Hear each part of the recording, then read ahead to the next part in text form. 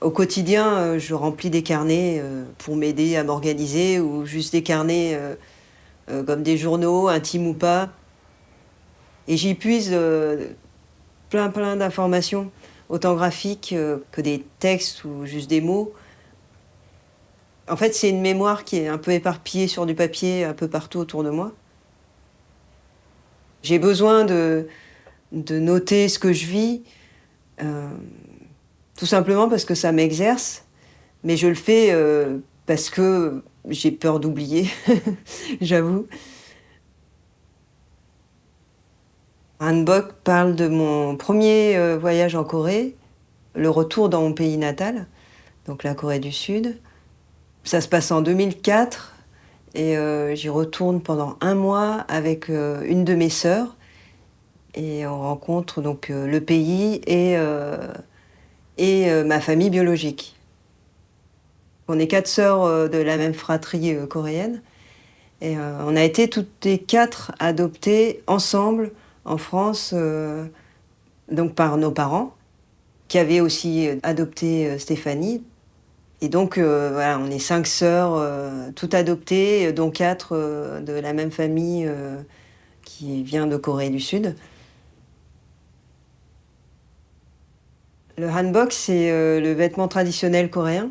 Et pour moi, il est symbolique parce que c'est une des seules choses qu'on a ramenées de Corée, mes sœurs et moi, quand on est arrivés en France. Les documents qui m'ont servi pour hanbok, c'est comme un chantier, enfin, c'est le chaos en fait. J'ai vraiment fait appel à tout ce que je pouvais pour recréer des situations dont j'avais besoin pour raconter cette histoire-là. Donc par exemple, pour retranscrire les souvenirs de mes sœurs, j'avais quelques photos à l'orphelinat avec des micro-détails vraiment très flous en arrière-plan des photos. Tout ça, c'est vraiment des indices pour recréer une scène qui est inventée, mais en même temps, comme les souvenirs, en fait, on recrée beaucoup de choses, c'est jamais intact. Tout ce qui est image et mise en scène, et même les mots, ça sert aussi à essayer de retraduire le plus justement ce que moi, j'ai ressenti et comment je l'ai vécu, comment j'ai vécu tout ça.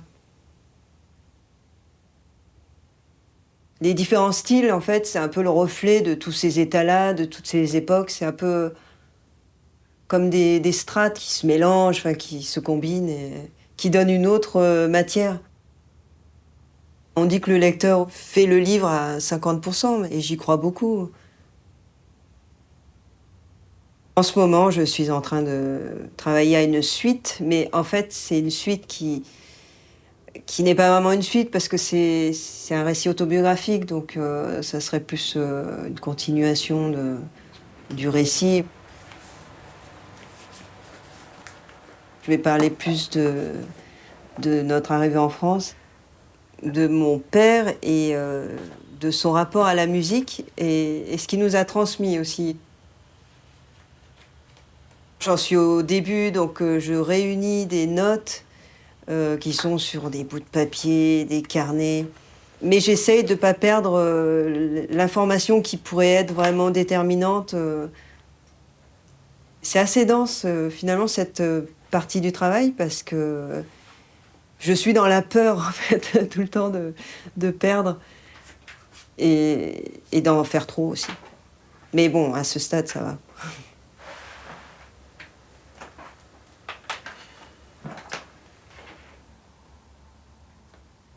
Je cherche aussi des photos comme point de départ qui vont ancrer un peu une scène. Je travaille à l'encre de Chine et à la plume, et c'est un outil très simple et très pratique. Enfin, pour certains, c'est pas pratique parce que c'est trop petit, mais j'aime bien parce que c'est fin et on peut écrire et dessiner aussi. Et puis l'encre de Chine, enfin le noir et blanc, pour moi, c'est un peu, c'est comme notre sang, quoi. Il y a vraiment tellement de choses qu'on peut faire avec, tellement de nuances et des trames très différentes. Je trouve que c'est bien de pas trop utiliser d'outils. Bah, dans mon cas, pour pas me perdre trop aussi, pour essayer de rester dans l'essentiel. Ce qui va sûrement se passer, c'est que je vais faire des pages ou je vais écrire des pages et je vais tout rechanger en fonction de ce qu'il y aura après. Donc c'est tout le temps en mouvement. C'est ça la difficulté, c'est d'essayer de pas faire quelque chose de figé, quelque chose de vivant en fait. Autant dans le dessin que dans la narration et dans la composition. En fait, c'est essayer d'être cohérent avec soi-même, ce qui paraît assez évident, mais c'est quand même un gros travail de fourmi.